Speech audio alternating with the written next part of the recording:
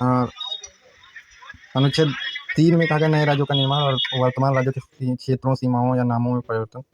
अनुच्छेद 13 मूल अधिकारों को असंगत या उनका अल्पीकरण करने वाली विधियाँ, यानी मूल अधिकारों पर जो भी कानून, संविधान संशोधन कानून से जोड़े गए कानून और कोई भी अन्य अनुच्छेद जो मूल अधिकारों से अलग है, उसका अगर वो मूल अधिकारों पर वो अपना सर्वोच्चता नहीं स्थापित करता, मूल अधिकार ही सर्वोच्च स्थापित होंगे अन्य विधियों से। अनुच्छेद 14 कहता है विधि के समक्ष समानता, सभी लोगों को कानून की नज़र में एक समान देखा जाएगा। अनुच्छेद 16 कहता है लोक नियोजन में के विषय में अवसर की समानता। अनुच्छेद 16 सभी के लिए सरकारी नौकरियों में अवसर की समानता की बात करता है। अनुच्छेद 17 अस्पृश्यता का अंत करता है, यानी छुआछूत को रोकता है। अनुच्छेद 19 वाक स्वातंत्र आदि विषयक कुछ अधिकारों का संरक्षण करता है, यानी बोलने के अधिकार से संबंधित है, ये न्यूज वगैरह से संबंधित है ज़्यादातर। अनुच्छेद 21 प्राण और दैहिक स्वतंत्रता का अधिकार देता है। यह बहुत ही महत्वपूर्ण अनुच्छेद है, क्योंकि 21 अनुच्छेद ऐसा है जिसमें बहुत सारी मानवता से जुड़ी जरूरतें जो व्यक्ति की हैं, उनको अनुच्छेद 21 के अंतर्गत ही रखा जाता है। स्वास्थ्य, शिक्षा, पर्यावरण जो मनुष्य के लिए आवश्यक है, उसको अनुच्छेद 21 में रखा जाता है। जैसे 21A में जोड़ा गया है सार्वभौमिक शिक्षा का अधिकार 86वें संविधान संशोधन से, जो 21 का ये हिंदी में लिखा है प्राथमिक शिक्षा का अधिकार। तो मानवता की जरूरत है, इसलिए 21 में से बाद में संविधान संशोधन द्वारा जोड़ा गया। अनुच्छेद 25 कहता है अंतःकरण की और धर्म को अबाध रूप से मानने, आचरण और प्रचार करने की स्वतंत्रता, यानी आप जिस भी धर्म से संबंधित, जिस रिलीजन से संबंधित, उसको आप किसी अन्य धर्म को चोट पहुंचाए बिना मान सकते हैं।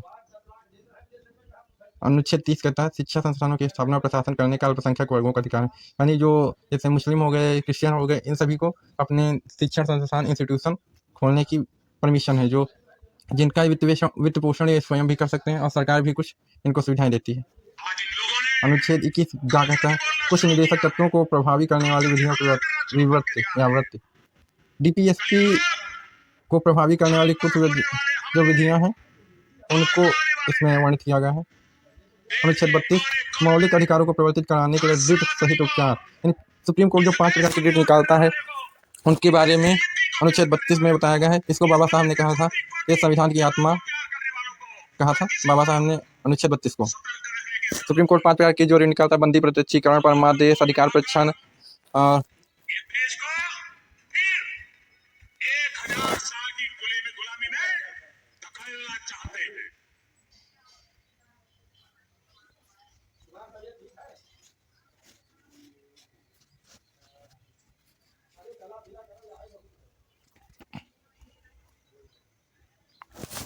अनुच्छेद 38 कहता है,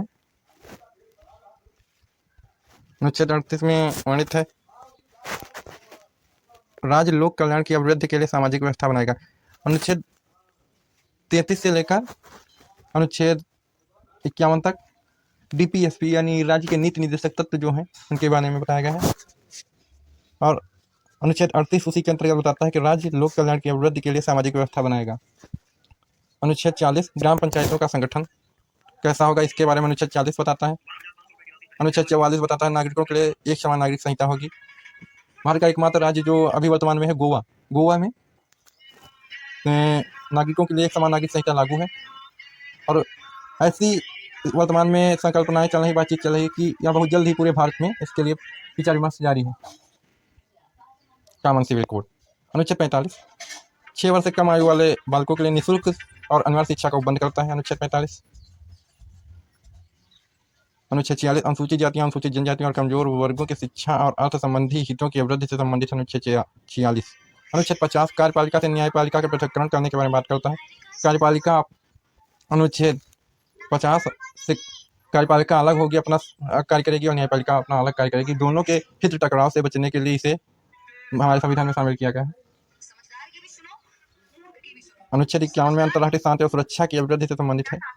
अनुच्छेद 51 का मौलिक कर्तव्य से संबंधित है, जिससे बाद में 42वें संविधान संशोधन द्वारा 1976 में सरदार स्वर्ण सिंह समिति की अनुशंसा पर जोड़ा गया था।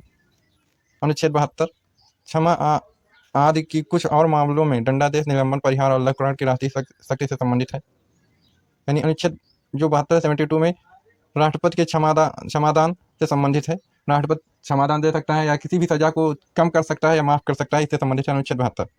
अनुच्छेद 74 राष्ट्रपति को सहायता और सलाह देने के लिए एक मंत्रिपरिषद की बात करता है, यानी प्रधानमंत्री की अध्यक्षता में जो मंत्रिपरिषद होगी वो राष्ट्रपति को सहायता और सलाह देने का कार्य करेगी।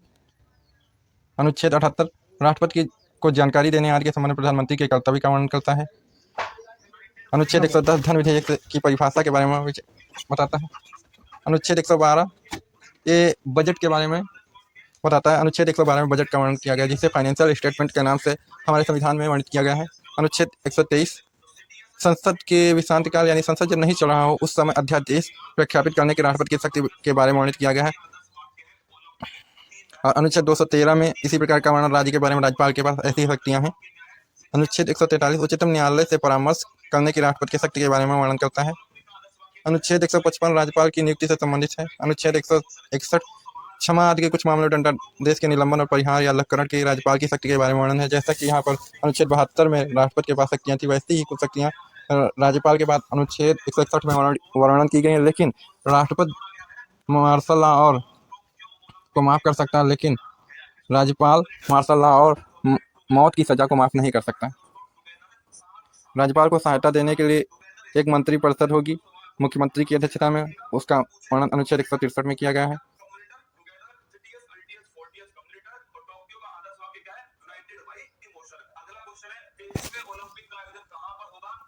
अनुच्छेद 167 बात करता है राज्यपाल को जानकारी देने आदि के संबंध में मुख्यमंत्री के क्या कर्तव्य हैं।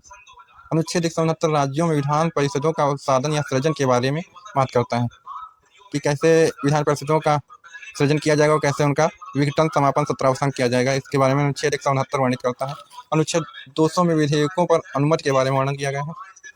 अनुच्छेद 213 विधानमंडल के विश्रांतिकाल में अध्यादेश प्रख्यापित करने की राज्यपाल की शक्ति के बारे में है, जैसा कि वहाँ पर वर्णन किया गया था अनुच्छेद 123 में राष्ट्रपति के लिए, ऐसा यहाँ 213 में वर्णित है। अनुच्छेद 226 में ऋण निकालने के लिए उच्च न्यायालय की शक्ति।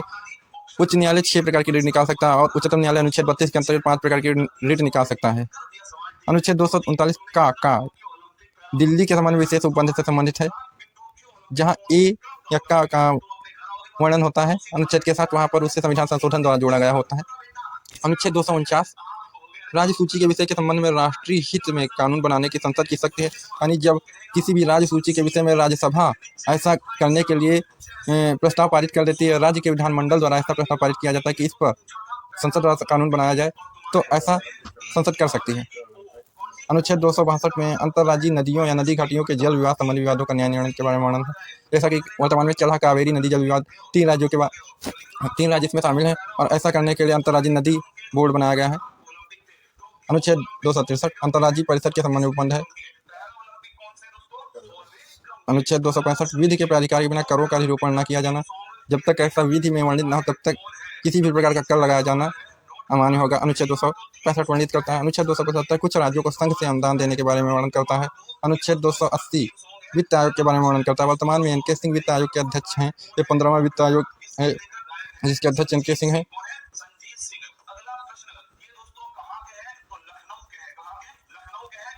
अनुच्छेद 300 में वर्णन है वाद और कार्यवाही के विषय में वर्णन किया गया। अनुच्छेद 300 का विधि के प्राधिकार बिना व्यक्तियों को संपत्ति से वंचित न किया जाना, यानी संपत्ति के अधिकार का वर्णन अनुच्छेद 300 का में है और भाग 12 के अंतर्गत है।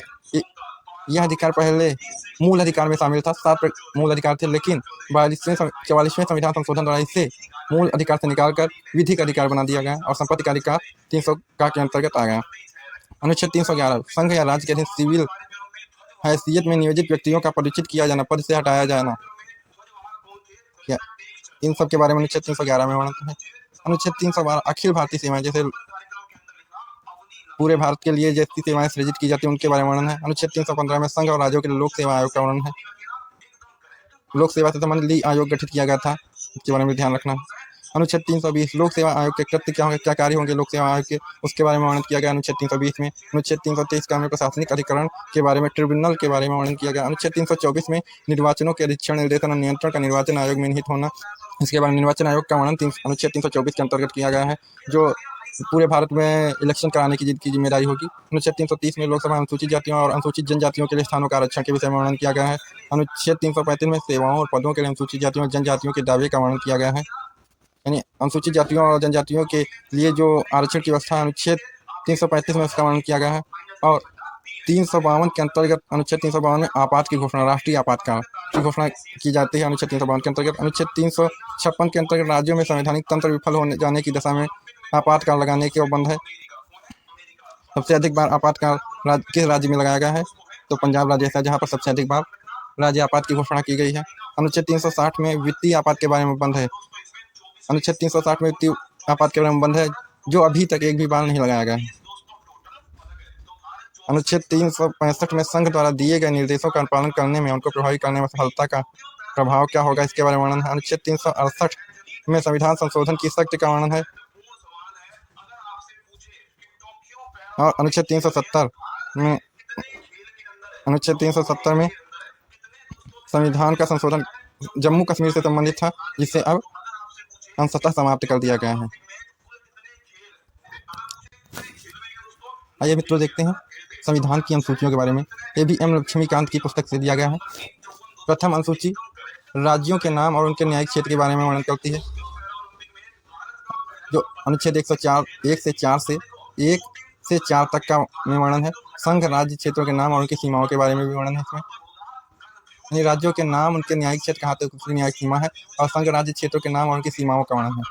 अनुच्छेद 1 के प्रथम अनुसूची में। अनुसूची 2 में वर्णन है उपलब्धियां, भत्ते, विशेषाधिकार से संबंधित प्रावधान। भारत के राष्ट्रपति के क्या वेतन भत्ते होंगे, राज्यों के राज्यपाल, लोकसभा के अध्यक्ष और उपाध्यक्ष, राज्यसभा के सभापति और उपसभापति, राज्य विधानसभाओं के अध्यक्ष और उपाध्यक्ष, राज्य विधान परिषद के सभापति और उपसभापति, सर्वोच्च न्यायालय के न्यायाधीश, उच्च न्यायालय के न्यायाधीश, भारत के नियंत्रक महालेखा परीक्षक, इनके सबके वेतन भत्ते, उपलब्धियां क्या होंगी, इसके बारे में वर्णन है। और अनुच्छेद 59, 65, 75, 97, 125, 148, 158, 164, 186 और 221, इन सब में इनका वर्णन किया गया है। विभिन्न पदाधिकारियों के लिए क्या वेतन होगा। अनुसूची 3, इसमें विभिन्न उम्मीदवारों द्वारा ली जाने वाली शपथ या प्रतिज्ञान के प्रारूप दिए गए हैं। ये उम्मीद है संघ के प्रधानमंत्री, संसद के निर्वाचन हेतु अभ्यर्थी, संसद के सदस्य, सर्वोच्च न्यायालय के न्यायाधीश, भारत के नियंत्रक एवं महालेखा परीक्षक, राज्य मंत्री, राज्य विधानमंडल के निर्वाचन के अभ्यर्थी, राज्य विधानमंडल के सदस्य, उच्च न्यायालय के न्यायाधीश। इसमें अनुच्छेद है 75, 84, 99, 124, 146, 173, 188, 219। इन सब के लिए क्या शपथ का प्रारूप होगा, उसका वर्णन किया गया है। चौथी अनुसूची राज्यों और केंद्र शासित प्रदेशों के लिए राज्यसभा सीटों का आवंटन किस प्रकार होगा, इसके बारे में वर्णन है। और अनुच्छेद 4 एवं 80 में इसका वर्णन किया गया है। अनुसूची 5 में अनुसूचित जाति और अनुसूचित जनजातियों के क्षेत्रों के प्रशासन और तथा नियंत्रण के बारे में 5वीं अनुसूची वर्णन करती है। अनुच्छेद 244 में इसका वर्णन किया गया है, अनुसूचित जनजातियों के प्रशासन के संबंध में। छठी अनुसूची है असम, मेघालय, त्रिपुरा और मिजोरम राज्यों के जनजातीय क्षेत्रों के प्रशासन के बारे में उपबंध करती है। 244 एवं 275 अनुच्छेद के अंतर्गत इसका वर्णन किया गया है। सातवीं अनुसूची में विषयों का बंटवारा किया गया है। और संघ सूची में मूल रूप से 97 विषय थे, मगर फिलहाल 100 विषय हैं। और राज्य सूची में मूल रूप से 66 विषय थे, मगर फिलहाल इसमें 61 विषय शामिल किए गए हैं। तथा समवर्ती सूची में मूल रूप से 47 विषय थे और 52 विषय हो गए। यानी समवर्ती सूची और संघ सूची में विषय तो बढ़े आए गए, लेकिन राज्य सूची के विषय कम हुए हैं। इस संदर्भ में राज्य और केंद्र के मध्य शक्तियों का विभाजन किया गया और अनुच्छेद 246 के अंतर्गत इसका वर्णन किया गया है। अनुच्छेद 8 अनुसूची 7 है और अनुसूची 7 के अंतर्गत राज्य और केंद्र मध्य शक्तियों का विभाजन है। और अनुसूची 8 के अंतर्गत संविधान द्वारा मान्यता प्राप्त भाषाओं के बारे में वर्णन किया गया है। मूल रूप से इसमें 14 भाषाएं थी और वर्तमान में 22 भाषाएं इसमें शामिल की गई हैं। ये भाषाएं हैं असमिया, बांग्ला, बोडो, डोगरी, गुजराती, हिंदी, कन्नड़, कश्मीरी, कोंकणी, मैथिली, मलयालम, मणिपुरी, मराठी, नेपाली, उड़िया, पंजाबी, संस्कृत, संथाली, सिंधी, तमिल, तेलुगु तथा उर्दू सिंधी भाषा को 1967 के 21वें संविधान संशोधन द्वारा जोड़ा गया है।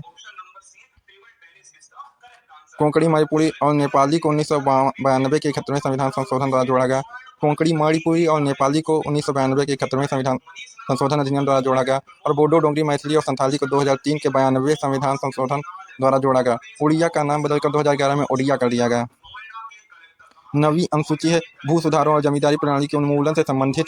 9वीं अनुसूची है